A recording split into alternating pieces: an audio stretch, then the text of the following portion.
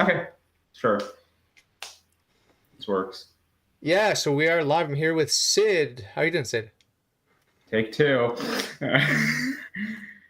You Oh sound boy. good. You sound good. You look good. I don't feel good. I'm not gonna lie. I had a What happened? yeah. Huh? Oh well.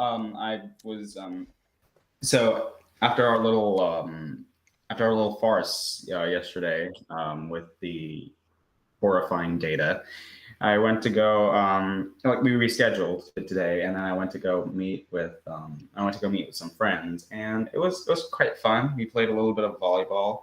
Cool. I did a horrible mistake because I assumed it was still my high school days, and I stretched out my leg to reach for the ball, and now my hip hurts. Okay.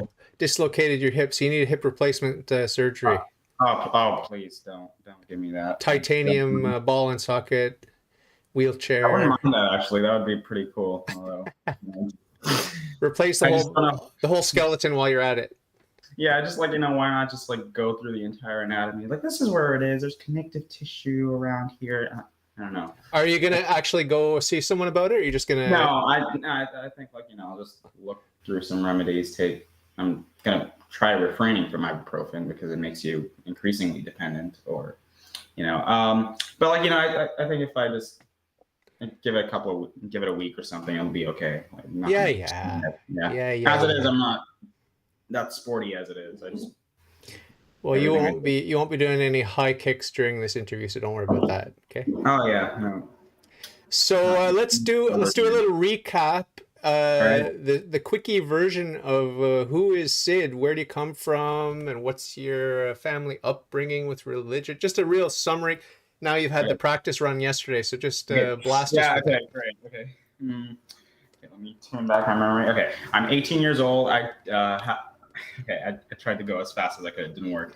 I go to college around the Plano area. I live in Texas, and I live near Plano. It's around the Dallas area, and I'm doing my major is currently nursing. Collin is a community college, so I want to do some. I want to do. The goal is med school, but nursing gives me a strong medical background at least. So after 2 years, I'm planning to transfer. So yeah, I think that's basically that's as far as I. That's the education and professional stuff. What about religious upbringing and stuff like that? So I grew up in a nominal Christian household. My mom is a Hindu convert. Because of my dad kind of came to the faith at 19 after college, or like in college, after some pretty difficult times. But he eventually came to the faith. So they're one of my biggest influences, and then the rest. So we always grew up believing. We read the Bible, went to church every Friday back in UAE. I used to live in the UAE, so just because I forget that this is not. I forget that I have to redo this entire intro.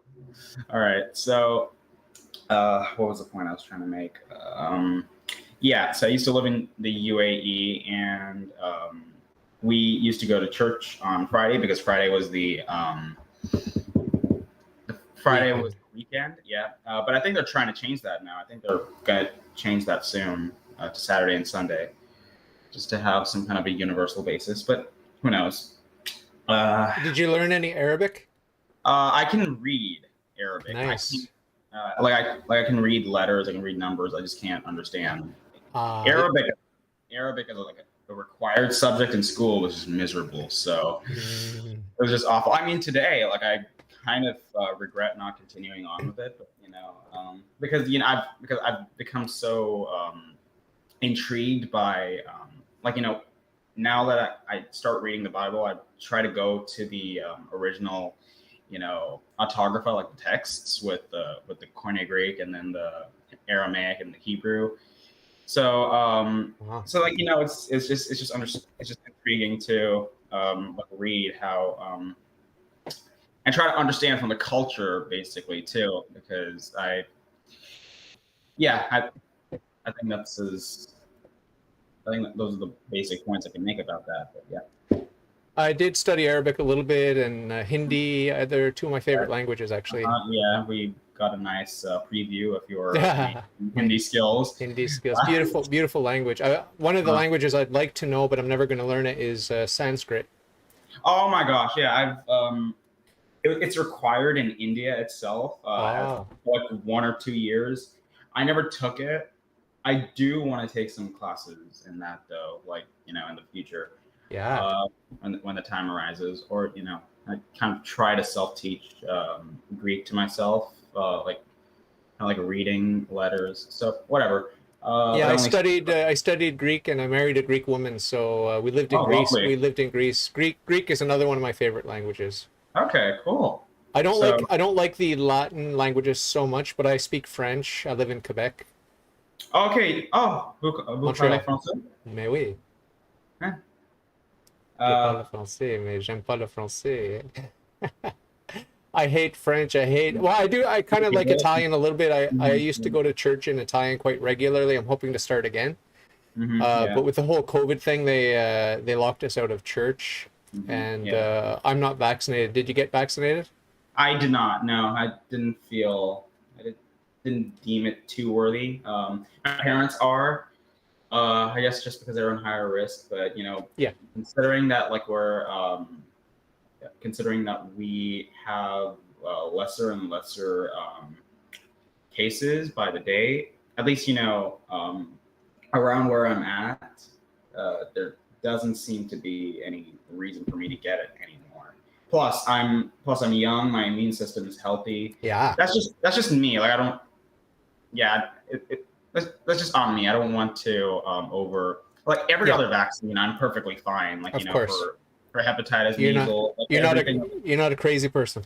No, I'm not one of those crazy people. It's like I think some guy wants me to think they do. Some pharmaceutical multi-billionaire company wants me to pad their bottom line and get their money's worth. And I'm like, okay, so that's one parent out of 100,000 who don't want. So I don't know. Just so I'm. You have two siblings, right? I do have two siblings. My sister is I have an older sister and a younger brother, and I have a older brother who's my brother-in-law. Oh, okay. Yeah. Yeah, you talked about him. He was a good influence on you. Yeah. No, he's good friend. Yeah, no, he's no. I looked at him as a brother because that's what he is to me. That's cool. So so he's I forgot how old he is. He's just old. Did you ever go through a rebellion? Did you ever become atheist? I got close. It just doesn't add, around the age of 16, it just doesn't add up to, I definitely had my periods of non-believing or, screaming out to God during difficult times. Like, you're not real, or if, things, horrible things keep happening to me. So I was angry at God, for a little bit. It varies, certain times. And you see even Bible, and you see even the most faithful Christians in the Bible, screaming at God, in Lamentations, you see that all the time. So, so I guess that was just small increments that that had happened, but I never. I don't know. I've always been more of a mathematical person, so the mathematics just didn't add up. Me screaming at God doesn't disprove his existence, or doesn't stop keep him from existing. And you hear the arguments from skeptics all the time. It's we don't live in a fine-tuned universe. This world doesn't this world isn't. Where I'm that's not my argument though. That doesn't disprove that there was a God. For all we know, God can be lazy. He can be a rebellious one, but he's still God. He's still a creator. There's no. You said you're leaning towards deism. Is that true today? Well, I've been a deist my entire. I've been a deist throughout most of my life. I was early Christian just because it was my family's thing. And then around the age of 14 to maybe 17, I was kind of deist just because I wasn't a practicing Christian. Just I never like I continued like reading the Bible here and there, but I wasn't big on it. I was never a believer in that. I always believed there was a God, but like never influenced by the Christian God, if that makes sense. And then 18, I started reading more of the evidences concerning, the resurrection, and like what the what the apostles had to go through as well. Afterward, they had nothing to gain. J. Warner Wallace, I think that's his name. He's a host of Dateline, or like he's a homicide detective, and he says that, and he's a Christian apologist too. He says that there are three things that drive people to do stuff: sex, money, and power. And when you look at the descriptions, especially like historical accounts, like where they're mentioned, or like they had nothing to gain. They had places in their within their Hebrew societies or like their Jewish societies, especially with Paul being a Hebrew scholar. So and being one of the biggest persecutors of Christianity, who sought to annihilate it when it came on the rise. So it was just interesting to read all of those, and I was like, okay, so like I've never had a religious experience, but like my belief in Christianity is stronger than it was before. So yeah, that's just. What do you think? What's your impression of Catholicism? Earlier, it used to be because I used to watch a lot of like last year, I used to watch a lot of Ray Comfort. I like him. Yeah. No, I love him. He's one of them. Like I love his demeanor, especially like with his approaches to people.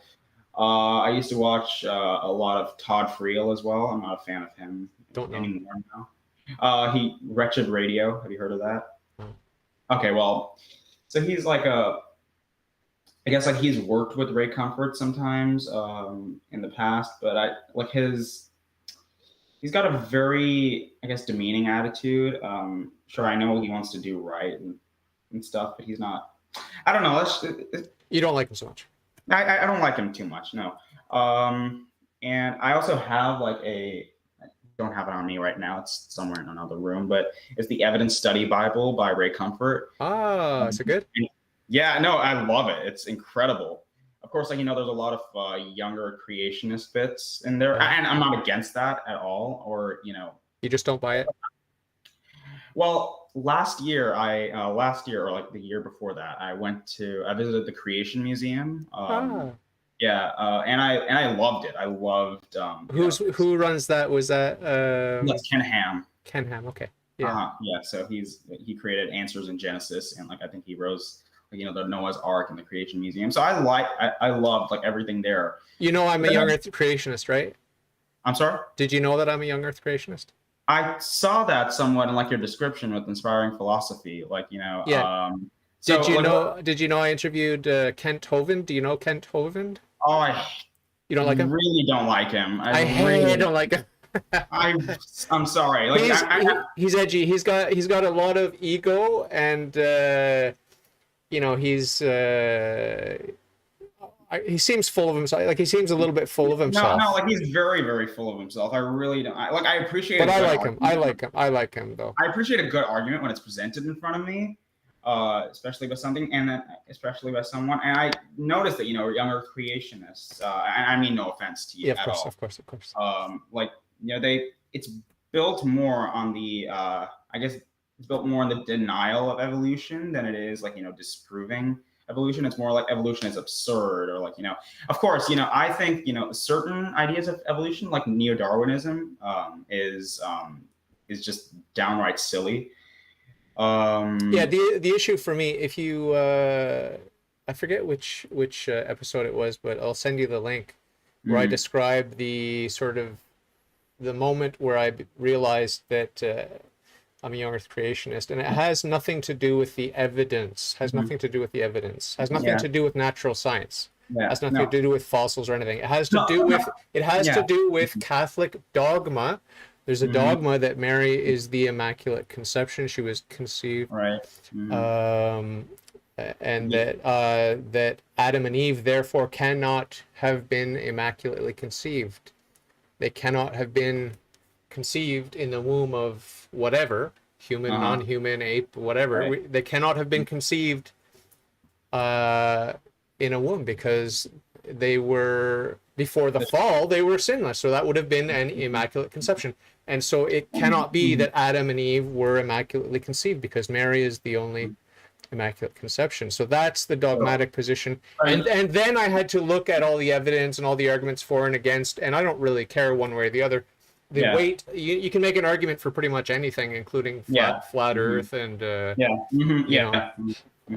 so I'm not that impressed by arguments, because arguments, you can have all kinds of arguments and build your case, but I'm impressed by God, and God, I believe that God is a Trinity and the second person incarnated, the second person built a church, and that church is infallible. It's the church and Christ are one flesh. This is what St. Paul says famously, that Christ and his church are one flesh, and it's a deep mystery. You need to go, or are you okay? No, that was just my mom. Okay. You're throwing up your gang signs to her, like just like all right, yeah. Get your mom over here. We'll have a tag team discussion. Oh no, we need to talk to her about you, set you straight. No. You have nothing. You have nothing against me. You can't prove anything. Your son is not a young earth creationist. How did you raise him like that? Yeah, so I mean, like, my family is pretty like middle grounded on, like, the whole evolutionary basis. We see evolution as a possible theory. We see young earth creationism too, like as a theory. When's the last time you went to church with your mom and dad? Just 2 weeks ago, or like last week. So like we go all the yeah, we go all the time. And what's it like? What's a service like at this? You told me the name of the church. Gateway Church. Yeah. Gateway Church. What's the service like typically? You walk in, you meet and greet, you say hi, you grab a seat. Do you have a regular seat where you sit, or you have a zone where you like to go to this part? It just varies, whatever we can find. And what's the service like? So it's about 30. It's like 30 minutes of worship. What does that mean? I'm sorry. What does the worship consist of? They consist of like your band with like a piano, a guitar, and then some lead singers, and then music. Yeah, so it's I don't know how different that is in the Catholic Church, but like quite different, yeah.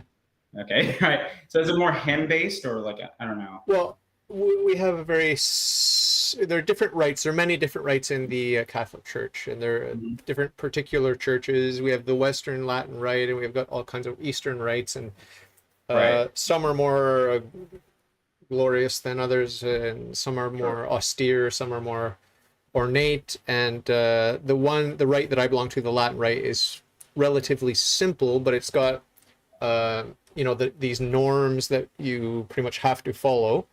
Yeah.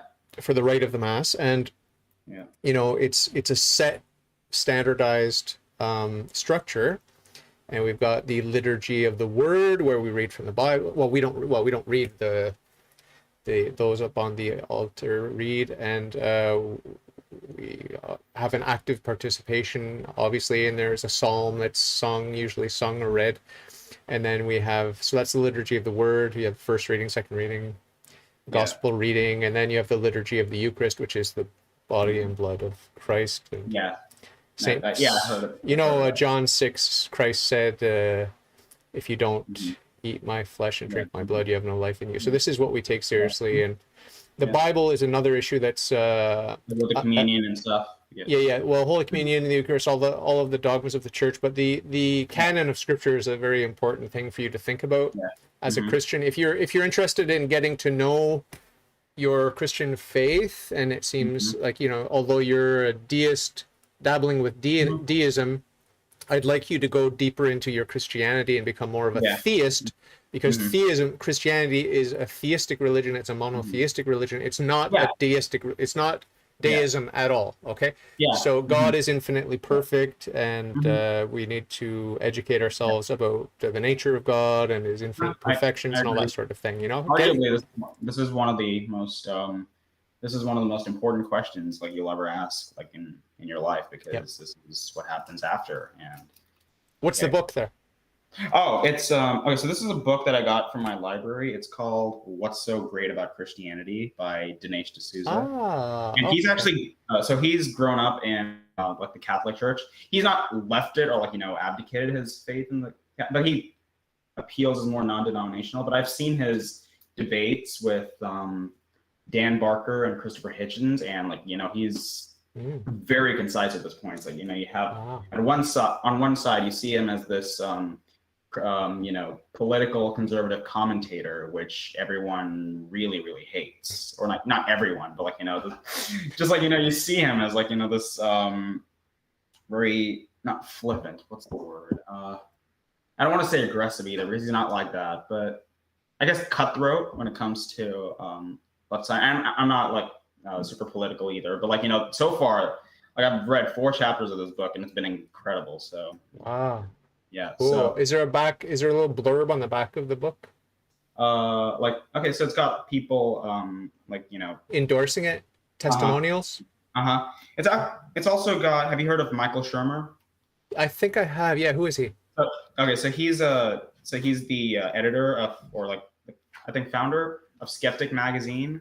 Oh, okay. So, okay. He's an agnostic, and he's actually written like a little preview of the book. I can't see the book. Okay, but essentially, like in short, he says, I'm not a theist, or like I'm not a believer. Like I disagree with him on like several points, but regardless, like this, like he takes the debate to like a new level, as a theist, and so I feel like everyone should read this. That's basically what he says. So that's fun. Do you do a lot of reading?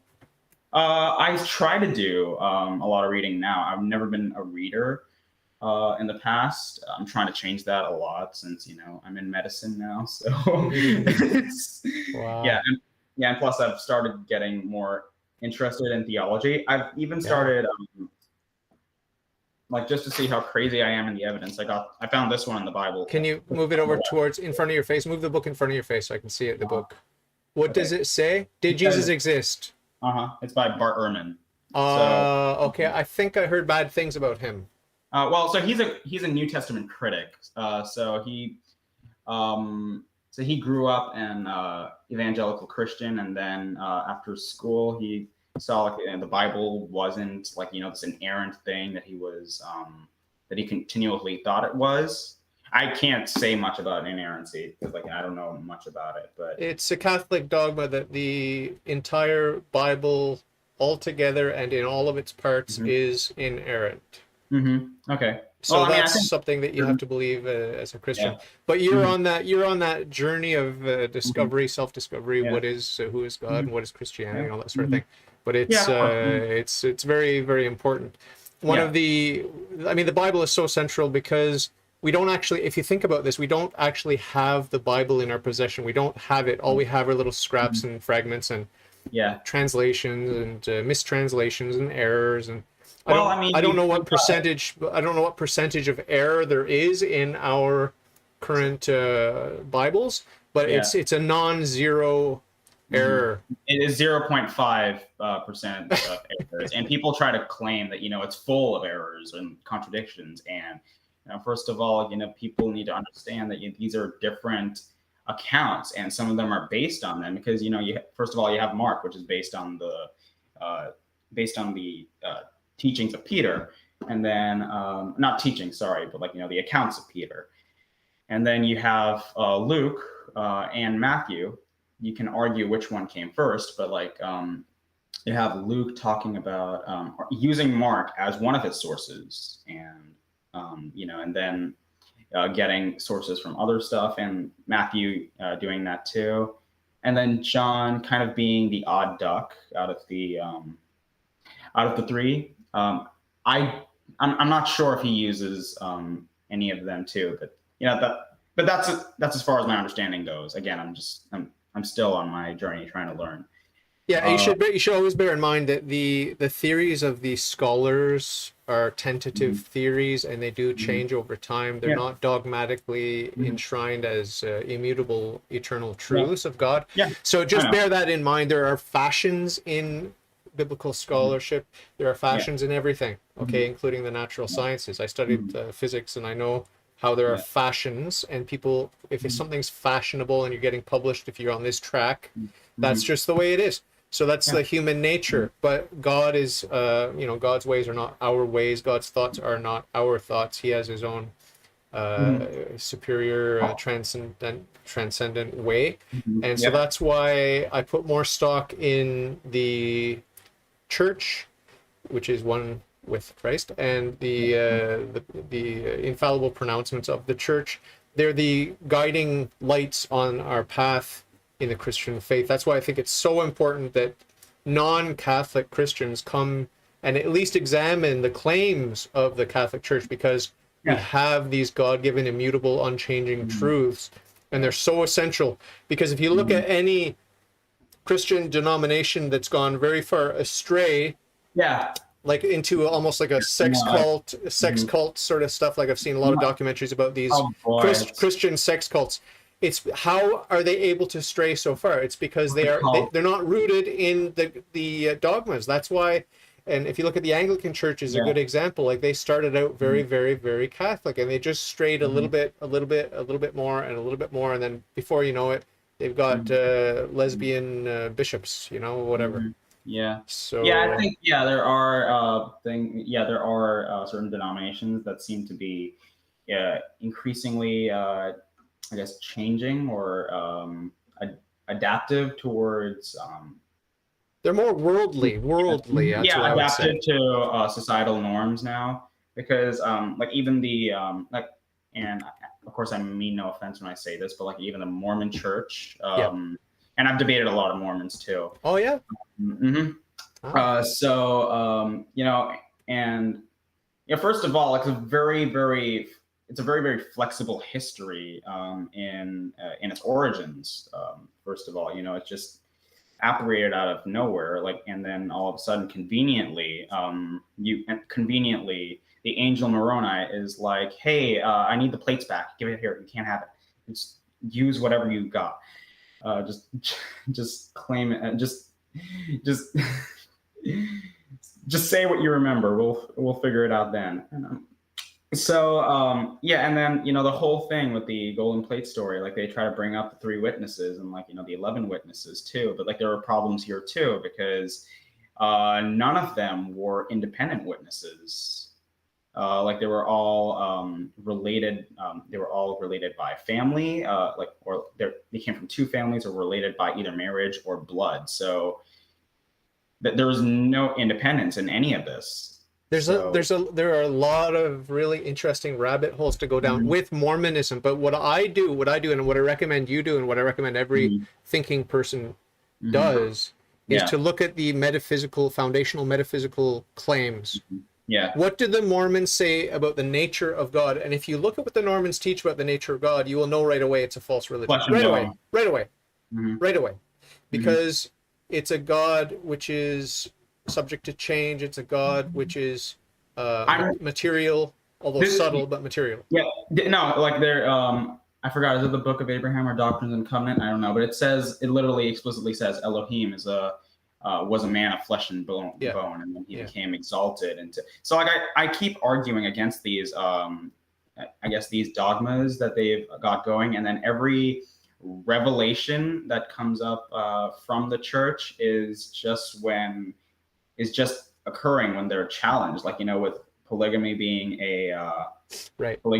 one of the major things back in the 18th century, and then they got challenged by the government saying, okay, we'll put you in jail if you continue practicing this. And then they claim, we got a revelation from God. It explicitly say, I got a revelation from God saying, we don't practice polygamy anymore. Just leave it as it is. So Warren Jeffs. I've heard of him, like the fundamentalist LDS. FLDS, sick pervert. Pervert. I'm not saying that I'm not a sick pervert, but the difference is that I acknowledge it and I repent. Of course. Okay. He was showing pornography to his stenographer or whatever she is. She was taking notes for him, his secretary. And Right. it was also, she was also his wife, one of his many, many, many wives. And some of his wives were like 12, 14 years old. But he was running away from the cops, and he stopped at a motel with one of his wives, and he showed her some pornography. She was horrified, as she should be, and disgusted. And then he's like, hey, would you be willing to do this? And it was like two guys with a girl. And she's like, no, why would you ask me that? But she still believed in him. And he's he's a very, very sick man. He was having a lot of weird, kinky religious rituals involving multiple women and multiple wives in his bed and stuff like that. It's just disgusting. And a lot of guys have sexual fantasies. It would be nice to have a lot of women and good-looking women, young women, whatever. Of course, like lust is natural, like for man. Of course, we're going to get these tendencies, these proclivities are inevitable for us. Well, it's good to remember that intimacy is good, marriage is good, family is good, procreation is good, but it has to be done in the right time, the right place, in the right way, and with respect for the human dignity, respect for the woman, respect for yourself, respect for God first and foremost. And I mean, if you've ever read the book of Tobit, it's an intertestamental, or whatever you call it. It's one of these deuterocanonical books. If you read it, I've heard of that. Okay, there's a beautiful passage in there where he consummates his marriage to his wife, and he does a prayer to God beforehand, saying, God, this is not out of a desire for the pleasures of lust. This is, we're just doing this in a holy way. And so there's a way to approach sex which is dignified and holy. And then there's just pure selfish indulgence. And I'm not saying I'm superior to any other man. We all have these perversions and cravings. But to try to master yourself, and to this is what it means to be Christ. To be another Christ is to be prophet. King, prophet, and what is this they say? Priest, prophet, and king. Priest, prophet, and king. So the kingliness is that self-mastery. That's the kingly aspect, is mastery of self-control over your lower passions, these sorts of appetites. Sure. Food. That's another one. Food. It's really hard to resist the temptation of just gorging ourselves with whatever's salty and sweet and spicy. And you're from Southeast Asia, so you know about the spicy food, how delicious it is. Oh my gosh, I have no idea what kind of gifted palates, or like my mom and my sister have been given, because I don't have them. Like, they can eat, I'm sure one day they can eat a Carolina Reaper and just cough twice, and meanwhile I'm there like with a jalapeno. I hate jalapenos. Really? Wow, so mild. I know. That's how tame you are. You're very gentle palate. I'm losing all my words today. I don't know why. It's okay. Anyways, you could just do an interpretive dance. Like, we'll understand. I tried. Spice. So, what do you want to talk about next? We got exactly 20 minutes left, and I got another guest jumping on the line here. So, that's all right. What interests you most with your very interesting journey with Christianity and learning about God and theology and this sorts of things? Did you ever read this book, Fundamentals of Catholic Dogma? I checked it out, and I haven't. I noticed that you had it, and I was. You're aware of it. Now I'm aware of it, at least. You could check it out. And other similar books. I think my main. I'm sorry. What was your question? Books and studying theology, studying about God, learning about Christianity, the history of the church. The history of the church will really change you. The history of the councils, the history of the popes. It's a dirty history, don't get me wrong. Okay, humans are human, they're going to mess up. So but a few very embarrassing popes we've had and stuff like that. But it's good to have read it, to see what the church has done with education, with medicine, with all the, with all the things that you and I cherish about Western civilization. What has the church contributed to that? And what are the good things the church has done? And what are the bad things that some of the members of the church have done? And to read about Luther and Zwingli and Calvin and all those people, and if read they a fair had good bit. intentions or not, and what do you think about the choices they made? And that's very Yeah, interesting. of course, like, your faith shouldn't be based on a person. Like, your faith No. shouldn't be based on man. It should just be based on God and God alone. Yeah. Yeah. So of course, like, as humans, like, we'll I feel like, when you do have higher powers, like in these places, like when you're members, there's like, you're bound to have these like, there's going to be more pride than there's going to be more a godlike a godly influence. So that's just something that I noticed, like, as a psychology student, who's taking psychology. Like, I've noticed these, like, in never mind just people who don't believe, or like have no reason to believe, and then people who are religious. And I've seen Jordan Peterson actually talk about this in a podcast, where he says there's a spiritual element and there's a dogmatic element, and you need both to succeed, because it could go haywire. Like, despite this, and I think I'm paraphrasing there, but like, I agree with that a lot, because I've noticed a lot of issues, especially like with the denominations that we talked about, and how far away they've drifted from the actual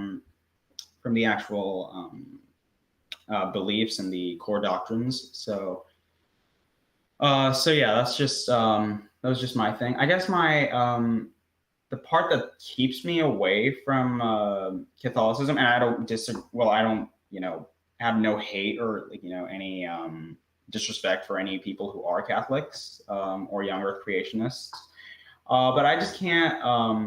I haven't seen any biblical evidence to say that Mary herself was immaculately conceived. Yeah, well, you just need to use pure reason, right? And you need to there's so many ways you can come at it. The way I came at it was through the question of authority. Well, what is the church? Where is the church? Right? Like, once you're a Christian, I think you are a Christian. So, I mean, we're always going to have questions, and we're always going to have to solidify certain things where we have a weak or imperfect understanding. But I think you're a Christian, and when you become a Christian, or when you start looking into your Christianity, you really need to ask yourself, what is the church and where is the church? Okay. And what can we expect from the church, and what did God give to the church, and what did God not give to the church? And these sorts of questions, using the principles of metaphysics and philosophy and pure reason, you can come very quickly to an understanding.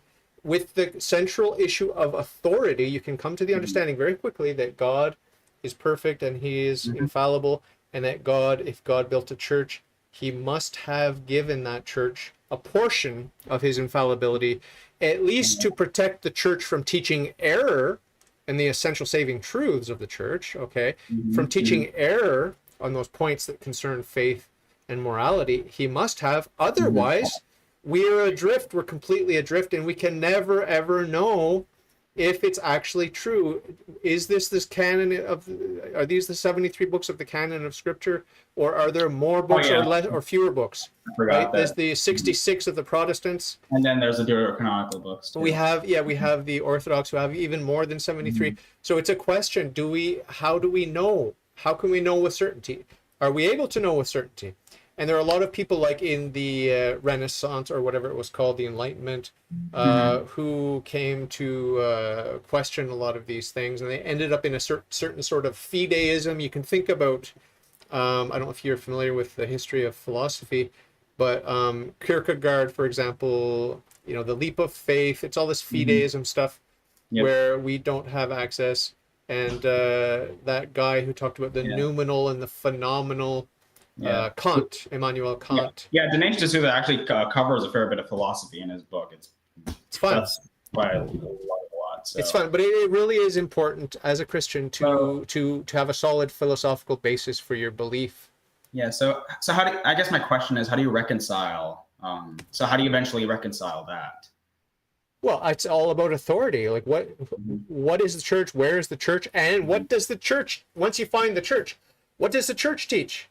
The church teaches that Mary was a virgin before, during, and after the birth of Christ. The church teaches that Mary was immaculately conceived. The church teaches, and the church, if you read this, If you get this and read this, you'll see the specific biblical and extra biblical reasons for that support the dogmas. Now, it's very important to understand that the arguments, even if taken from Scripture, the arguments are not themselves protected. They are not infallible. Only the pronouncement of the dogma is protected. Only that is infallible. All of the argumentation of all the scholars and these saints and popes and everyone who put together the arguments from scriptures and from tradition, all of that is valuable and good, and it might, a lot of it, most of it, maybe all of it is true, but it's not protected. So what I have as a Catholic, which you don't have as a non-Catholic Christian, what I have is the certainty, the God-given certainty that the dogmas are true, and all I have a perspective on the argumentation behind the dogmas, that the argumentation may or may not be true. It might be partly true.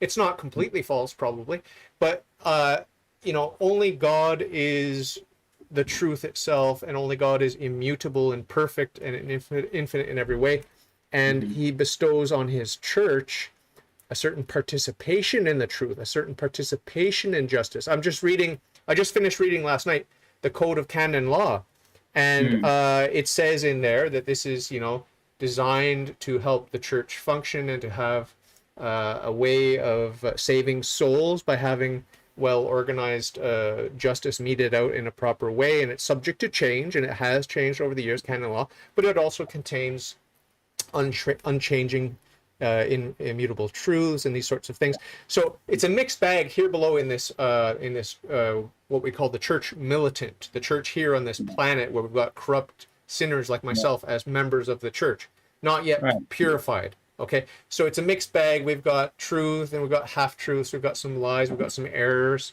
and it's hard to sort it all out, but I don't need to sort it all out, because I have this fundamental belief that God is infallible, and that God, if he built a church, that he has protected that church from teaching error concerning faith and morals. So sorry I rambled on and on and on, but I hope you appreciate the emphasis I'm placing on this, and why I'm placing the emphasis on this. It's because we need to have certainty. We need to know that God is good. God did not leave us orphans. He gave us everything we need to be saved, and it's his church. Everything is in his church. When Christ ascended into heaven, he said, it's better for me that I go, because if I don't go, I won't send you the Holy Spirit.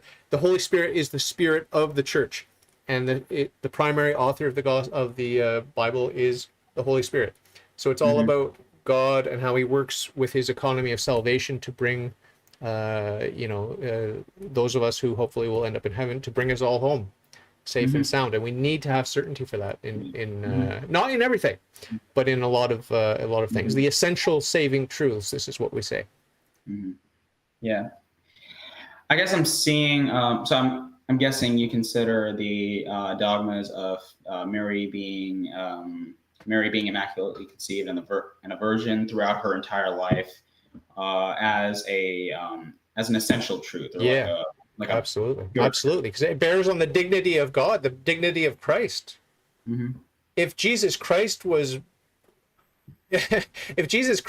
descended from apes, and if his mother descended from apes, that has significance, right? That is I could not bear to belong to a religion that said that the God man evolved from apes. I would not belong to that religion. Well, he doesn't evolve from apes, because that again supposes that like Jesus was actually conceived and not immaculately conceived. So it doesn't have to, like it even says through him all things were created. So he's been there like throughout the entire entire creation account, or through, I don't know how to put it into words, but right. Yeah, I understand the basis of what the gist of what you're saying. Like, there's no shame in having created the apes, okay? And the ape is a beautiful creature of God. But I'm telling you that the mother of God, Mary, did not evolve from an ape. She is not an ape, because evolution teaches us not only that we came from apes, but that we ourselves are apes. I hope you realize that that's the teaching of evolution. We are apes according to evolution. So the mother of God is an ape according to theistic evolution. Theistic evolution. The mother of God is an ape. That bears on the dignity of Jesus Christ. So there's I mean, there are different versions of evolution. I feel like evolution is very, very broad. So currently I'm middle grounded. I'm not like I don't think it's 6,000 years ago, like when the world was created, but I also have trouble believing the entire, like I've started reading stuff from Michael Behe, about the irreducibility complex. Irreducible complexity. And irreducible complexity. Yeah. And I also saw this discussion he did with Joshua Swamidass, and so Joshua Swamidass is he wrote a book called The Genealogies of Adam and Eve.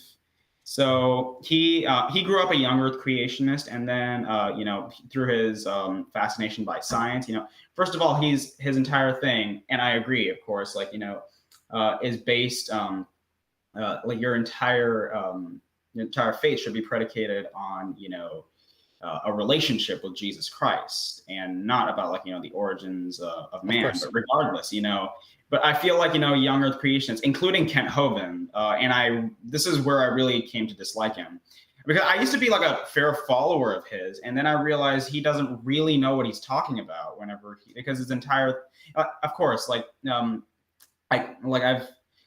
seen a lot of his stuff, and his I saw this debate he did with Inspiring Philosophy, and he was incredibly disrespectful. Well, not only that, but he was also not appealing to any of the Hebraic texts, because he had this entire belief, this core foundation, that the King James the King James version is the untouched, infallible word of God. And I'm there, I understand where you get that, but there's a difference between faith, and then there's a difference between just stubbornness, and so, well, which King James version? Because they're different versions, right? Right. Yeah. So there's I'm pretty sure he holds to the 16th century version that came out, but yeah. So I personally, I read different versions. The one I have currently is the ESV, and then which is great. I love the ESV. I also read the NLT, which is not a word for word. It's more contextual. And the New Living Translation. New Living Translation. Yeah. And then the NKJV as well, which is the version of the Evidence Study Bible. I still use it, even though it's a young Earth creationist based, and yeah. So I have nothing against those types of stuff. It's just the thought of because I started reading through where certain Hebraic with the Hebraic literature, and what it means to be the Imago Dei, or in the image of God. Everything is our purpose here is based on, so the Imago Dei is more founded on a purpose of being here, to as he I guess again, I'm still learning. You're getting a lot of this from Michael Jones? Well, some of it from Michael Jones, other things from reading other works, and checking out Old Testament scholars what's his name? Michael Heiser and John Walton as well. They're great sources. Again, I'm not, and I try to keep an open mind whenever I read everything, including Catholic dogma. Yeah. So, the Catholic perspective on the image of God is reason and free will. That's what distinguishes us from the animals, right? So that's, I mentioned this to Michael Jones. Yeah. He didn't like that, But I was, I had bad chemistry with him when I interviewed him, and I was not very polite. Did you find that I was rude to him, or no? Well, I think it was there are two sides to it. So I think certain, when people do have disagreements, even, when there's, I guess when they start to found their points better, or, had a stronger premise, it does kind of agitate the other side a little bit. So I'm just saying this, like, in all honesty, whenever I watch people. So that's just it's human nature. Yeah, of course. Like, to err is human. So to forgive divine. Yep. Mm-hmm. Yeah. So we've got 5 minutes left before my guest comes on. My guest, I've never met him, but he claims to have been in seminary, like training to be a priest, a Catholic priest. Okay. And now he's an atheist. So how does that happen? I don't. Well, I guess. Well, I mean, I don't really. Again, I'm not too sure. I've never been in. I've never had like a seminarian type of life, or like I've never had a strong Christian belief throughout my entire life. But I think what does happen is it just kind of strays away. It's the same thing you see with the New Testament scholars that we have today, like Bart Ehrman, and then we have Robert Price, who became a really who was a Baptist minister for several years, and then he straight away became an atheist, and he's now a Jesus mythicist. So and so that this "Did Jesus Exist" actually talks about Jesus mythicism, like that's trying to acknowledge all of this. And so far, I've loved reading it because I'm getting historicity of, Jesus from different accounts like Tacitus and Josephus. Getting mentions from, mythicists like Earl Doherty, Richard Carrier. And I've seen a bit of Richard Carrier, and I don't like his approaches at all. His entire principle is based on the Bayes theorem, and which is more probability based. And he's one of those Bayesian arguments. Bayesian, yeah. Mm-hmm. And he's one of those types of people who will watch someone on YouTube and kind of take it out of context. Like if he hears a misspoken word from you or me, he'll say, "See, he doesn't know what he's talking about. He's a faker." That's not cool. It's not cool. Yeah. I'm gonna let you go, but my friend Joe says, he's asking, what's your opinion of Matt Dillahunty? Do you know him? I've seen a bit of his stuff, actually. I think he was also a Christian growing up, and then I think he may have been Mormon even. I'm not sure. I know Aaron Ra was Mormon. Yeah, but I've read that he was a skeptic throughout, so he never faithful throughout. He's also one of the more annoying types. Have you heard my interview of him? 1 and 2. I was just watching it, and then you gave me the email. So okay. It's one of the funniest ones. It's one of the funniest ones I've done because he's a real character. I like him a lot. Yeah, no, I've seen some of his stuff, and he's a funny guy. I try to challenge myself whenever I watch these. Whenever I watch anti-theists or atheist related things. So listen, will you come back and we'll go deeper into some of the Bible stuff, some of the topics you're interested in. Do you read one book at a time, or do you read multiple books at one time? Like I see you have 2 books there you talked about. Well, I try to read. I'm trying to read one book at a time now. Like I realized I was going kind of haywire and getting lopsided in what I was thinking. Like okay, Christianity. First of all, did Jesus exist? Yeah, so I'm like, wait. So and then I'm trying to read the Bible on top of that, and so it's a lot. It's a lot. Yeah. So like I need to try to take it slow. I remember one of my favorite verses is Galatians 6 verse 9, which is do not wear yourself out to get rich, or do not wear yourself out. For in due time we will reap a harvest if we do not give up. Nice. Yeah. Let me get it out. Maybe I'm. My friend Joe says Dillahunty was a Baptist before. That's what he said. I heard about that. Yeah. I've seen he hosts the Atheist Experience now.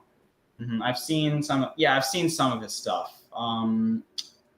And he's very aggressive in his debates, I guess. Yeah. He hung up on me. I have an episode you can listen to. Are you serious? He actually He hung up on me, yeah. because I wanted to talk about the principle of sufficient reason, which I think you should look into if you don't, if you haven't already.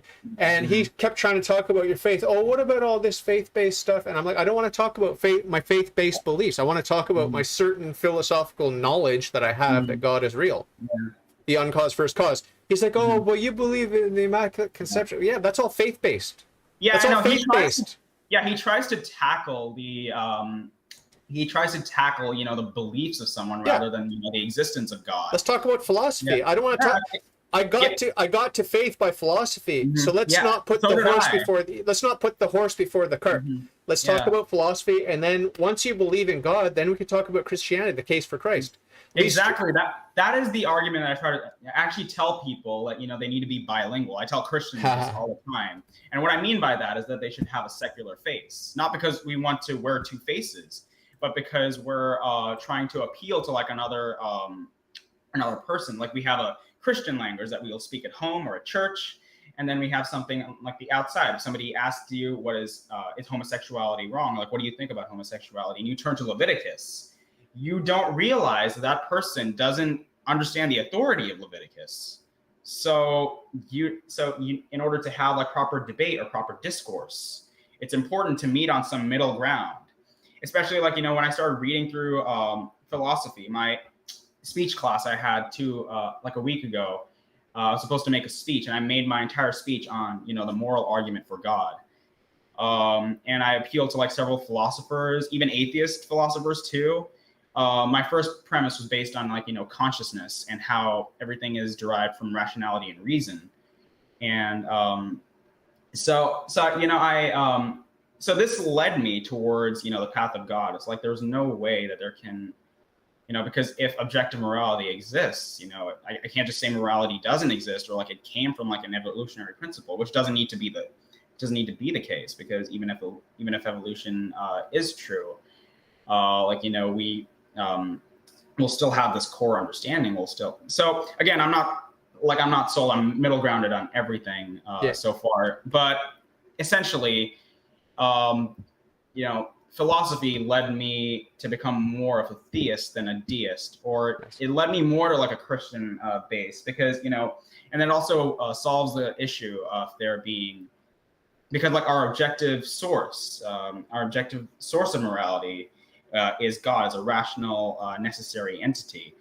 And there's that popular claim that atheists make called the Euthyphro Dilemma, which was given by Plato.